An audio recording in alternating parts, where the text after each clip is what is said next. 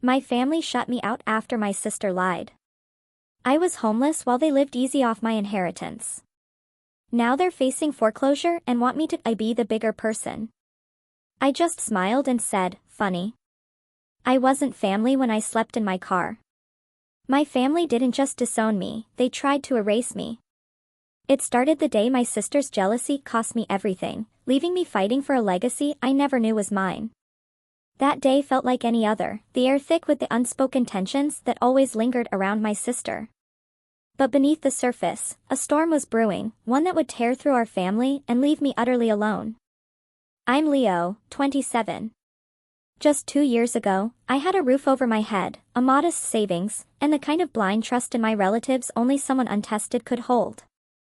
I really believed we were close. Not perfect, but close enough that if things ever got hard, we'd be there. I had no idea how wrong I was until my younger sister, Chloe, lied, and my entire family chose to believe her. Chloe, 23, was always the golden child to my parents. If you asked them, she could do no wrong. I was the quiet one, did my homework, stayed out of trouble.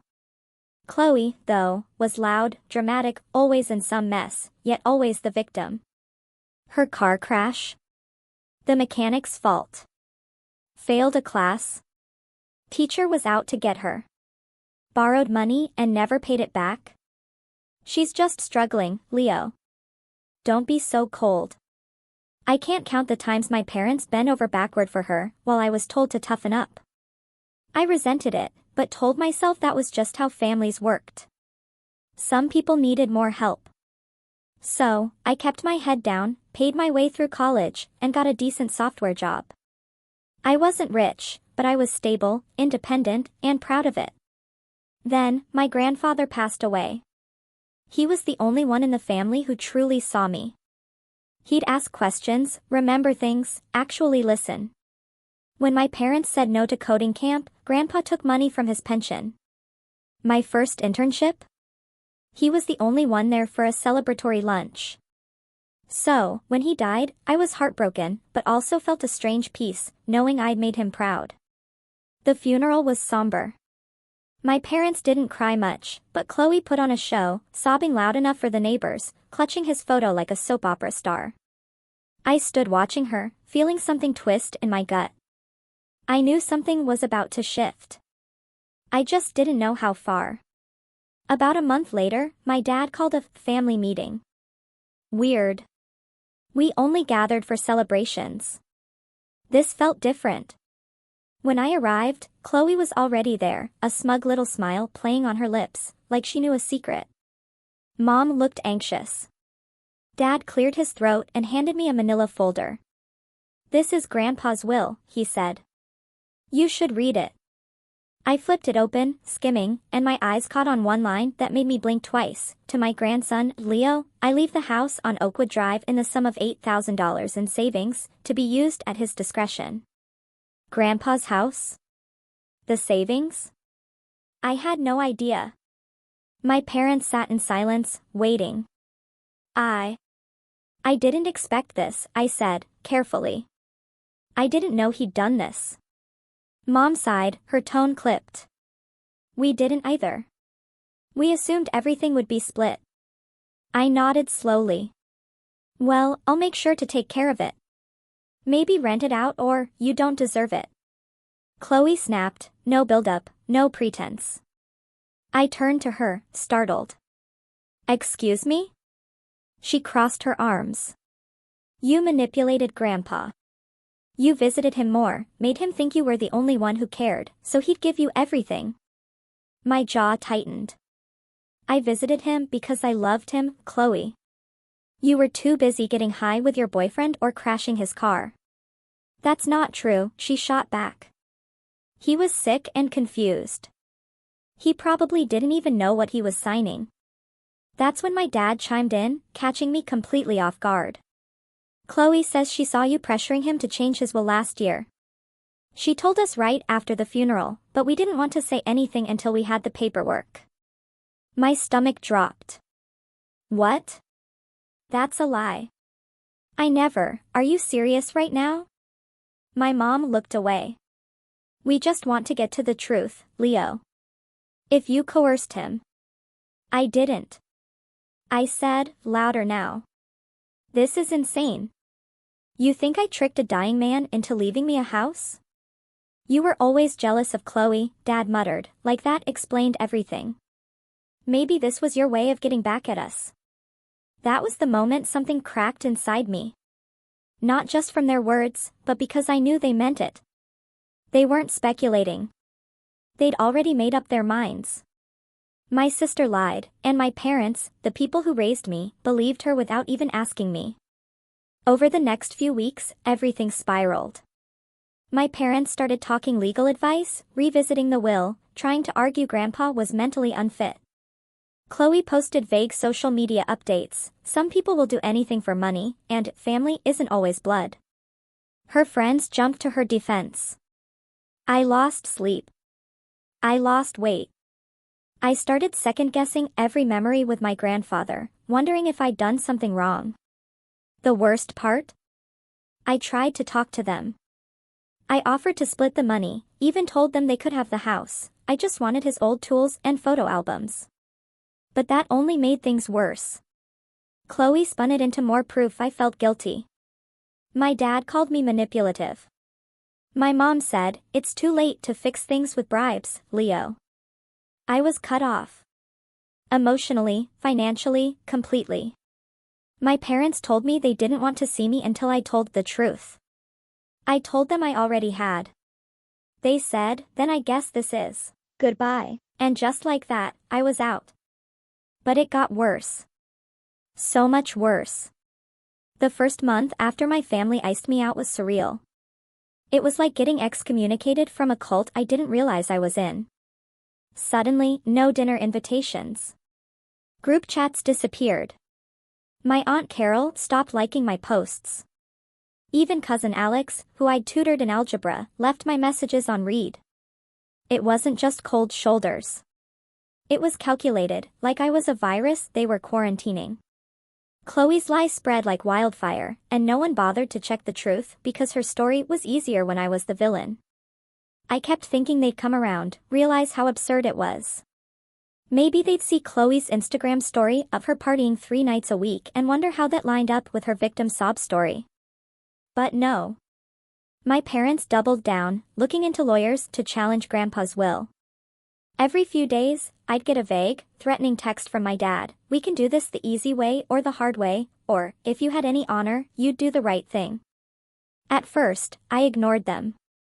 Then, I started saving screenshots. I was still trying to be the bigger person, still holding on to hope. Until one afternoon. I came home from work and found an envelope taped to my apartment door. It was from a local law firm. My stomach sank before I even opened it. Inside was a formal notice of intent to contest the will. Listed as complainants, my father, my mother, and Chloe. They weren't just mad anymore. They were trying to take everything. I remember dropping the envelope on the kitchen table and just sitting there, staring at nothing. I hadn't touched a cent of Grandpa's money. The house sat empty because I didn't feel right doing anything with it yet. I'd been paying for upkeep, mowing the lawn, utilities, security cameras, all out of my own pocket. And now they were accusing me of fraud, of mistreatment, of manipulating a man I loved like a second father. I felt sick. That night, I called my mom. I didn't want to fight, I just wanted answers. She picked up on the second ring. Leo, she said, like I was some stranger interrupting dinner. You're really doing this? I asked. You're letting this go to court?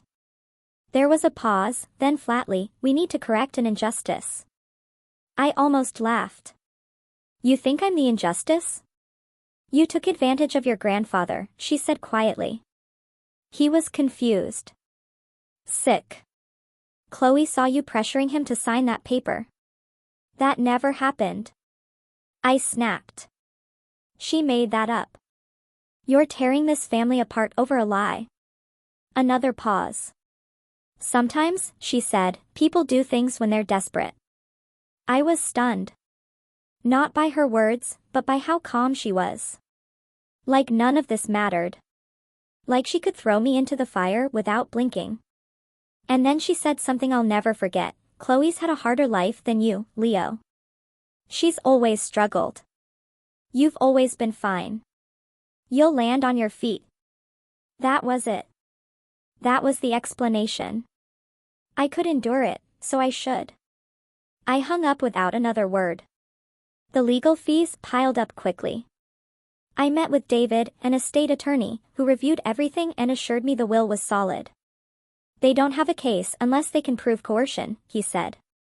Do they have evidence? Only a story, I replied. He nodded. Then you're fine, but you'll still need to show up, and it's going to cost you. And it did.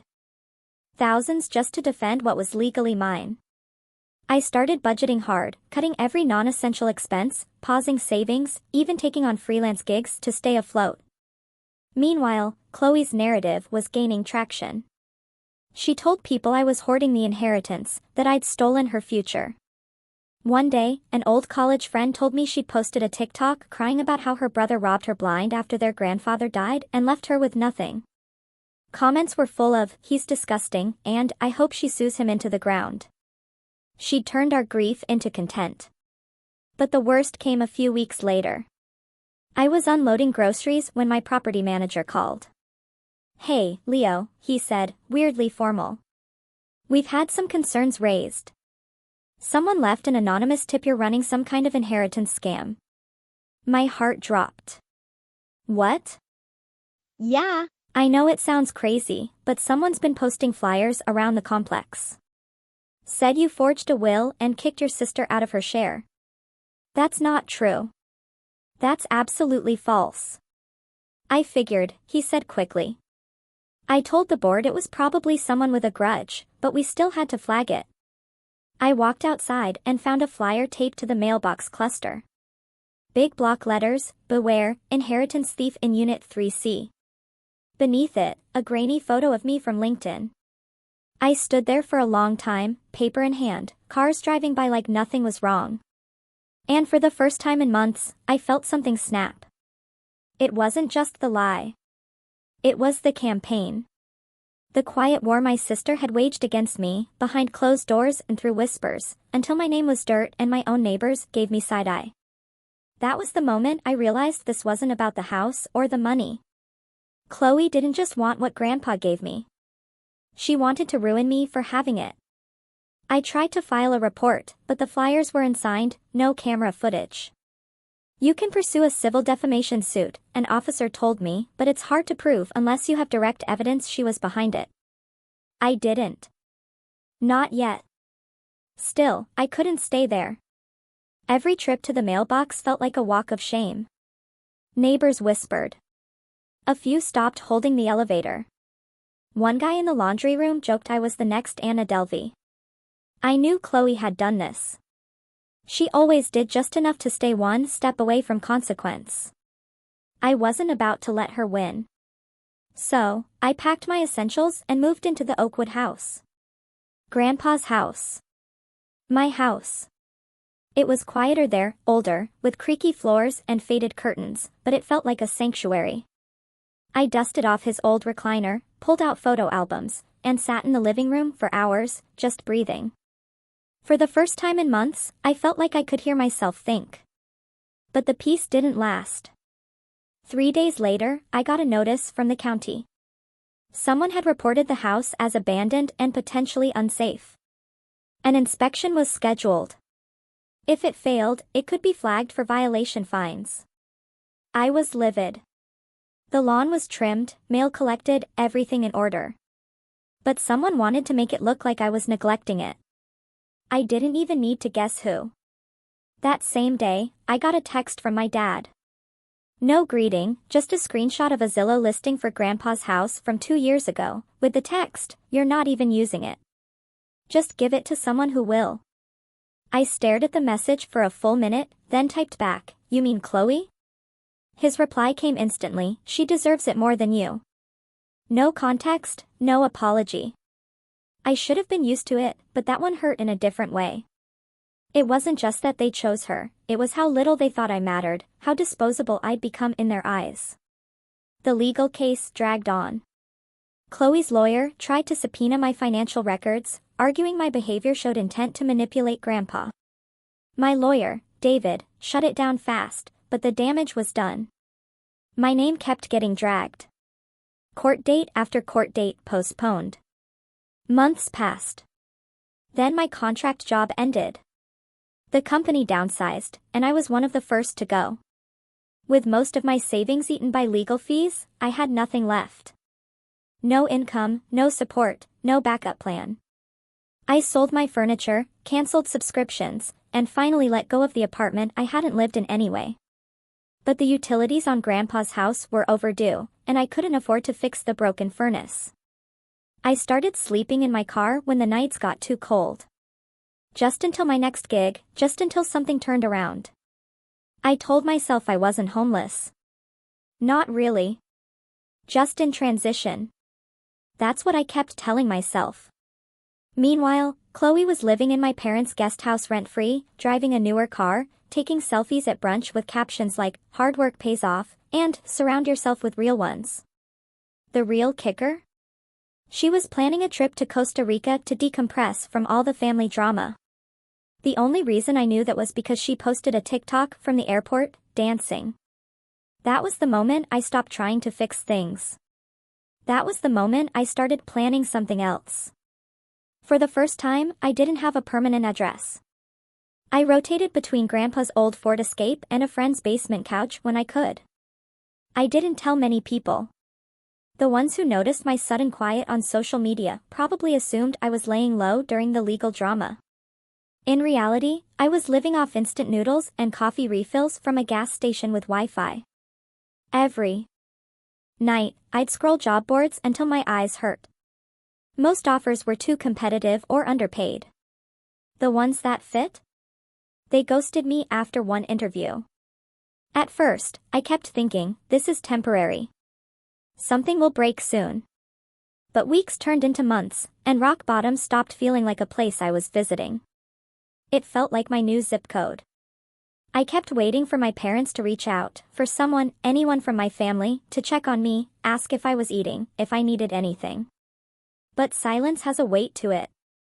It settles on your shoulders like dust until you stop noticing how heavy it is. Nobody asked where I went. Nobody wondered why I'd stopped showing up to birthdays. It was like I'd never existed. And yet, somehow, Chloe kept the spotlight firmly on herself. According to her Instagram, she was a healing empath, working through generational trauma, whatever that meant. Her captions read like therapy buzzwords strung together with glitter emojis: protect your peace, release what no longer serves you. Meanwhile, she was actively trying to evict me from my own legal inheritance. But anger only fueled me for so long. At some point, I stopped wanting revenge and just wanted relief. I was too tired to fantasize about payback. I just wanted to stand up without my legs shaking. One night, in the back seat of my car, parked near a dimly lit park, I opened Grandpa's old toolbox. He'd kept it in the trunk ever since I helped him move into Oakwood. There was this small wooden box inside it I'd never paid much attention to. I opened it out of boredom. And that's when I found it, a flash drive labeled, in Grandpa's handwriting, for Leo. My heart started pounding. I plugged it into my laptop immediately. It contained only two things, a Word document and a video file. The document was a letter, dated 3 months before he died. Leo, if you're reading this, it means I've passed, and I hope the will reached you. I know your parents will be angry, and I know Chloe will lie. I'm sorry for that. But I've watched how this family treats you. You're the only one who ever showed up for me without needing something. You listened. You helped. You never asked for anything in return. The house is yours. The savings are yours. Not because I pity you, but because I trust you to build something with them. I know your heart, and I know that even when they try to tear you down, you'll find a way to stand tall. You always have. I love you more than I ever said out loud. Grandpa. I didn't cry immediately. I just stared at the screen, my eyes burning for more than just the glow. That one paragraph held more love than I'd felt from my parents in years. And the video, it was a selfie recording. Grandpa's voice cracked as he spoke. Hey, kiddo, I know you hate sappy stuff, so I'll keep this short. If they ever try to say I didn't mean what I wrote in the will, show them this. I wasn't confused. I wasn't pressured. I chose you. You're going to do great things, Leo. Don't let them make you small. I saved both files in 3 places. Emailed them to myself. Backed them up twice. Then I sat there in the dark, my coat over my legs, engine off. And I finally let myself cry. Not because I was broken, but because I finally remembered that I wasn't. The next morning, I shaved for the first time in a week. Took a real shower at the gym. I packed everything I had and left the car behind, walking straight into a co-working space downtown that offered free trials. I set up at a desk and got to work. I'd always been good at coding, clean, simple, elegant solutions. I'd freelanced here and there, helping small businesses build apps or automate systems. But I never thought of it as more than a side hustle. Until now. Now I didn't have time to second-guess myself. I took every low-paying gig I could find, logo animations, web scraping, small Shopify edits. It wasn't glamorous, but it bought me coffee and time. 2 weeks in, I cold emailed a startup I admired, one of those scrappy teams making AI tools for e-commerce. Their app was clunky, their backend inefficient, clearly struggling to scale. I didn't ask for a job. I just rewrote a section of their app, showed how it ran faster, and included a link to a GitHub repo with clean documentation. They replied in 2 hours, "Can you hop on a Zoom?" That call turned into a freelance contract. The contract turned into steady hours. The steady hours turned into real income. It wasn't just money. It was purpose. Every sprint meeting, every code push, every bug fix, it made me feel like I was climbing again. Meanwhile, I stayed quiet about the legal case. Didn't respond to texts from Dad. Didn't retaliate to Chloe's vague digs. I focused on stacking wins. Quiet ones. I took Grandpa's savings and reinvested some into fixing up the Oakwood house. Not too flashy, just enough to make it safe. I replaced the furnace, repainted the kitchen, installed better locks. I got a P.O. box, updated my resume, swapped out my car registration to the Oakwood address. It was mine now. I started saying that out loud when I got the chance. Not the house, not Grandpa's place. Mine. The court dates kept getting delayed. Chloe's side tried everything, character attacks, hearsay, even attempting to get her boyfriend to claim he'd witnessed me threatening Grandpa. My lawyer, David, crushed it every time. Methodical, calm, facts only. And the whole time, I waited, patient, focused, building. 6 months after my lowest point, the startup offered me a full-time role. Remote, great benefits, equity. They wanted me to lead a small team. It felt surreal. I accepted without blinking. I bought a real mattress, replaced my worn shoes, took myself out for a steak. Then, one morning, out of nowhere, I got a call. Not from Chloe, not from my parents. From the bank. "Hi, this is Ms. Davies from Capital First. We're trying to reach your father regarding the foreclosure status on their secondary property. We believe you may be listed as a possible cosigner, or at least someone with interest in the Oakwood parcel." I froze. "Sorry, foreclosure?" "Yes, sir. There's been a string of missed payments, and we've attempted contact for 90 days. Our records show your family attempted to leverage your inherited property as part of their loan application, but we're finding inconsistencies in the paperwork. Are you aware of any current liens or disputes?" "No," I said slowly, "but I'd be very interested in hearing more." That was the day I realized everything was crumbling on their side now. The guest house Dad had built in the backyard? It had been funded by loans using inflated appraisals. And when my parents tried to expand it into a short-term rental, the local zoning board denied the permit. Chloe had moved into that guest house thinking it was a permanent upgrade. Now it was on the chopping block. And I was just getting started. The foreclosure notice was more than just an alert. It was a signal flare in the dark, showing me exactly where to strike. Until then, I'd been surviving, rebuilding, piecing myself together. But now I saw the cracks forming in their carefully constructed world. The one they built on lies, stolen affection, and a trust fund they never earned. My family wasn't thriving without me. They were sinking, and they had no idea I was watching. The first thing I did was call Ms. Davies back. She was surprisingly candid. "Your father and mother applied for a line of credit expansion," she said, her voice clipped and professional. The Oakwood property was listed as part of their declared assets, which raised red flags when we noticed the probate court dispute. I played dumb. "Oh, wow. They claimed my house as an asset?" "Yes, sir," she replied. "We assumed it was jointly held or in contention." "Is it not?" I smiled to myself. "No, the deed is in my name. Always has been." Probate confirmed it. "I see," she said, her tone shifting slightly. "That will affect the collateral arrangement. Thank you for your time." After we hung up, I sat in my kitchen, still sipping the same coffee from earlier, and I laughed. I laughed for the first time in months, long and real. They didn't just try to steal from me.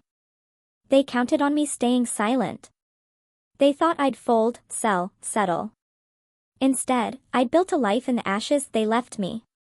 And they, people who always thought they were the smartest in the room, didn't even realize the chessboard had flipped. But I didn't want to gloat. I wanted a plan. That's when I remembered Alex, my cousin, Aunt Carol's kid. The same cousin who used to come to me for help with college essays and random coding projects. Unlike the others, Alex never blocked me, never unfollowed, just quietly faded into the background when all the drama exploded. So, I shot him a text. "Me, hey, random question. You still living at your mom's?" Alex. Yeah. "Why?" Me, "I'll explain soon. You got 5 minutes to talk?" He called immediately. At first, Alex was hesitant, speaking carefully, like he wasn't sure which version of me he was talking to. But once I explained everything, the flash drive Grandpa left, the bank's foreclosure notice, the proof of ownership, he started opening up. "I knew something was off," he said. "Chloe's been acting like a TikTok celebrity for months. Meanwhile, your dad's been trying to flip the guest house into an Airbnb, and it's not even zoned for that. He poured money into that thing, thinking it would pay off." I stayed quiet, letting him talk. "And there's more," Alex added. "Aunt Carol said your parents were fighting about money at dinner last week. Something about the loan officer pulling out and Chloe refusing to go back to the original deal." I perked up. "What original deal?" "No idea, but whatever it was, it's falling apart." That was all I needed. I wasn't going to confront them. That wasn't enough. What I wanted was for them to see me. Really see me. Right when their little empire started collapsing. I wanted the truth to echo in the vacuum they created. So I called my lawyer, David. "Hey, David," I said, "how fast can we move to get a court date?" "Faster than usual if you have new leverage," he replied.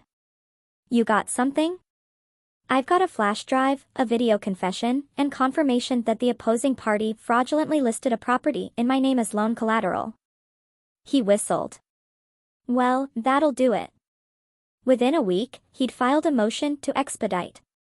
The court date, which had been dancing around the calendar for months, was finally locked in. 2 weeks out. I marked it in red on my calendar. Not just for the legal closure, but because I had something special planned for that exact day. But before that could happen, I had one more person to reach out to. My grandfather's old friend, Mr. Jensen. He was a retired attorney and longtime family friend who used to come over for coffee on Sundays. Grandpa always called him the Vault because he remembered everything and kept every paper he ever touched. I hadn't spoken to him since the funeral, but I remembered something Grandpa once said, if anything ever happens and you need the truth to come out, Jensen's got the backup. So, I visited him, knocked on his door, holding my breath. He opened slowly, squinting until recognition softened his face. "Leo," he said.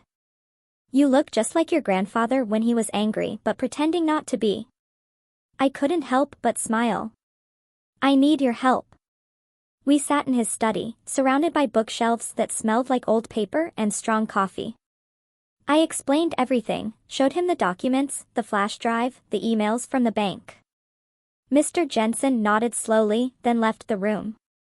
When he came back, he had a leather folder in his hands. "Your grandfather didn't trust Easy," he said, "but he trusted you." He gave me a copy of the final will and a notarized video testimony in case anyone ever challenged it. My eyes widened. "A second video?" "Shorter than yours," he said, "but signed, sealed, and time-stamped." I took the folder like it was made of glass. Now I had everything. The next move wasn't about revenge. Not yet. First, it was about exposure. Quiet, precise, humiliating exposure.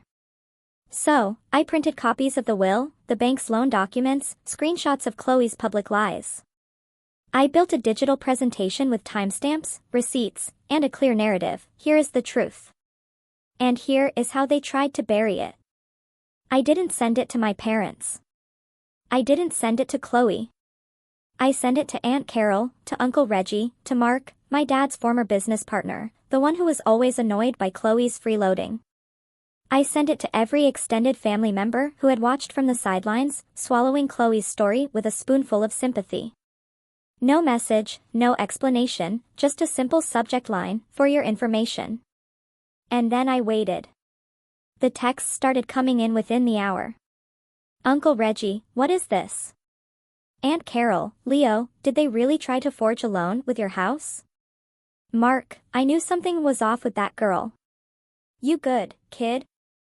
I didn't reply to any of them. I didn't have to, because I knew what was coming next. The day before the court hearing, my dad texted me. One word, Dad. Lunch. I stared at it for a full minute. Then I replied, "Me?" "Sure. Oakwood House. Noon. Let them come to me. Let them see what they gave up." I cleaned the house that morning like I was preparing for a guest of honor. Polished the floors. Brewed coffee. Set out 3 chairs. I left the copy of the will sitting on the table, right under Grandpa's photo, the one where he's holding me as a baby, both of us smiling. They arrived 10 minutes late. My dad looked older, stressed. My mom looked uncomfortable. And Chloe? She looked like she didn't want to be there at all. "Thanks for seeing us," Dad said stiffly. I just nodded. "Coffee?" "No," Mom said quickly. "Suit yourselves." I sat across from them. "So, what do you want?" Dad shifted. "Look. This whole thing's gotten out of hand." "Has it?" I asked, raising an eyebrow. "Or did it finally get visible?" Chloe rolled her eyes. "Can we not be dramatic? You called me a thief. You tried to erase my relationship with Grandpa. And now that the truth is out, you're worried about drama?" My voice didn't rise. I didn't shout. But the heat in it made all 3 of them shift. Dad cleared his throat. "We just think it's time to be the bigger person, to move past this." I looked at him for a long time. Then I leaned back in my chair. "Funny," I said softly. "I wasn't family when I slept in my car." The silence was deafening. Chloe had the nerve to look offended. "You were never homeless." I tilted my head. "Then where was I staying, Chloe?" She didn't answer. "I lost my job, my apartment, and half my reputation because of your lie. And when I offered to split the inheritance, you called that proof I was guilty." Mom spoke up finally. "Leo, honey, we made a mistake, but you can't hold on to that forever. I smiled. Not kindly. I'm not holding on to it. I'm documenting it. I opened my laptop and turned it toward them. The presentation already queued up. This is what the judge will see tomorrow. Every lie, every threat, every fraudulent document you signed. My eyes landed on Dad. Including the one where you claimed to own this house. He went pale. I'm not here to offer forgiveness, I said. I'm here to let you know that the door you slammed in my face? It's locked now. Permanently. I stood up. You have one more night before the truth becomes public record. They stared at me like I'd slapped them, but I didn't yell. I didn't throw anything. I just walked them to the door, opened it, and said, "Court is at 9 a.m. Don't be late." Then I closed the door behind them and locked it tight. The courtroom was colder than I expected. Maybe it was just my nerves. Maybe it was the years of betrayal finally crystallizing into a single moment. Either way, when I stepped inside and saw Chloe seated next to my parents on the other side of the aisle, I felt nothing. No anger, no fear, just calm. Like I'd already won. Like the outcome was just a formality. Chloe was dressed like she was auditioning for sympathy, blouse buttoned to the top, minimal makeup, eyes wide and solemn. My parents wore their usual concerned but dignified expressions, as if they were the wronged ones, there only because they had to be. It would have been laughable if I hadn't lived through the nightmare they caused. My lawyer, David, leaned in and whispered, "They're trying to settle. They'll drop the contest if you agree to split 50-50. I didn't blink. "No, they're panicking," he said with a small grin. "We've got them cornered." "Good," I said. "Let's finish this." The judge entered. Everyone stood. And just like that, it began. The case started with procedural formalities. Chloe's lawyer, a jittery man with more bluster than backbone, launched into a speech about undue influence, painting me as a manipulative grandson who used my closeness to my grandfather to twist his final wishes. He referenced Chloe's eyewitness account of me pressuring Grandpa, mentioned his declining mental state, and claimed the will had been executed without proper oversight. Then David stood up. "No further speculation, Your Honor," he said smoothly. "Let's show the truth." He presented the original signed will, notarized, and witnessed. He walked through Grandpa's medical history, complete with independent evaluations that confirmed his mental competence at the time he signed the documents. Then he queued up the first video. The courtroom fell into a hush as Grandpa's face appeared on the screen. His voice, strong and unwavering, filled the room. "If anyone says I didn't know what I was doing, don't believe them. This was my choice. I made it because Leo earned it. Period." I stole a glance at Chloe. Her jaw tightened. Her hands curled in her lap. Then came the second video, Mr. Jensen's backup, complete with a timestamp and a notarized affidavit confirming its authenticity. David saved the best for last, the flash drive letter. He read it aloud slowly, letting every word sink in, especially the part about Chloe, the part that made her flinch in her chair. By the time he finished, the judge looked tired. Not angry, not skeptical, just tired, like she'd seen this kind of greed before. Chloe's lawyer requested a recess. Denied. He tried to cross-examine the authenticity of the video. David provided a tech expert's signed certification.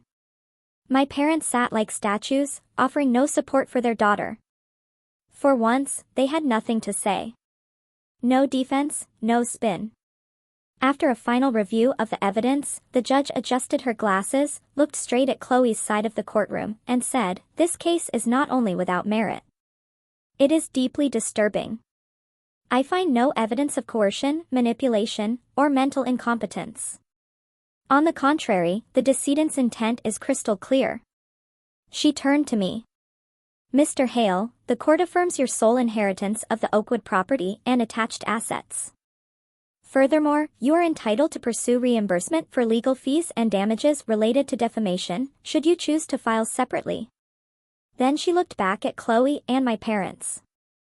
"And to the plaintiffs, let this be a reminder that grief is not a license to exploit. Case dismissed. The gavel hit. It was done. Chloe stood up too quickly and nearly stumbled. My mother reached for her arm, but she yanked it away. My father didn't move. He stared straight ahead like a man who just realized he'd bet everything and lost. They didn't speak to me as I walked past them, but I stopped just for a second. I looked Chloe in the eye and said, "You ruined your own future." Grandpa saw it. I just confirmed it. Then I left. The fallout came quickly. 2 weeks after the ruling, the foreclosure finalized on my parents' guest house. Turns out the loan they took out, under the false pretense that Oakwood was a co-owned asset, violated the terms of their agreement. Once the bank verified the property was solely mine, their collateral evaporated.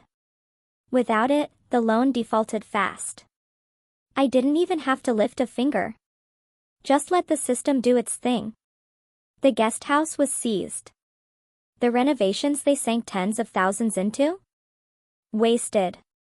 My parents were forced to take out a second mortgage on their home to avoid losing it, too. I heard through Alex that they had to cancel 2 vacations and were dipping into retirement funds to make ends meet. Mom started selling jewelry online. Dad cut his golf club membership. The tight-lipped suburban pride they wore like armor was gone. As for Chloe, well, her pity party dried up once the court records went public. She tried to spin it at first, posted some teary-eyed TikTok about being silenced by legal red tape and toxic generational wealth. But the comments weren't buying it anymore. Someone posted a clip of the judge's ruling, and it went viral in the small community of people who had once believed her. Sponsors pulled out. Her Instagram following tanked. Even some of her friends ghosted her. She tried reaching out once, just once. She emailed me under a fake name, something like chloetruth2025@gmail.com. The message was short, "I'm sorry. I was in a bad place. I just didn't want to feel like Grandpa loved you more than me. Maybe we can start over." I didn't respond. Some things don't deserve a second chapter. I moved fully into Oakwood a few weeks later. Turned Grandpa's old study into a sleek home office. Repainted the living room. Framed the flash drive letter and hung it next to a photo of him and me fishing when I was 10. Every corner of the house now held something real, something earned, something mine. And that startup job? I got promoted. I now manage a small but brilliant dev team. I lead meetings, mentor interns. I get real respect. Not because of family ties or favoritism, but because I put in the work and I survived. Sometimes people ask me about my family. I tell them the truth, that I don't have one. Not anymore. But I have peace. I have purpose. And I have proof that walking away from people who never saw your worth is the most powerful thing you can do. I kept one last thing from that day in court. The video of Grandpa, his voice strong and sure, telling the world I was enough. I play it sometimes when I need a reminder. And every time, it ends the same way, him looking straight into the camera, eyes kind. So when people ask me how I did it, how I got my life back after everything, I just smile and say, by finally choosing myself. What would you have done if your family turned against you like that?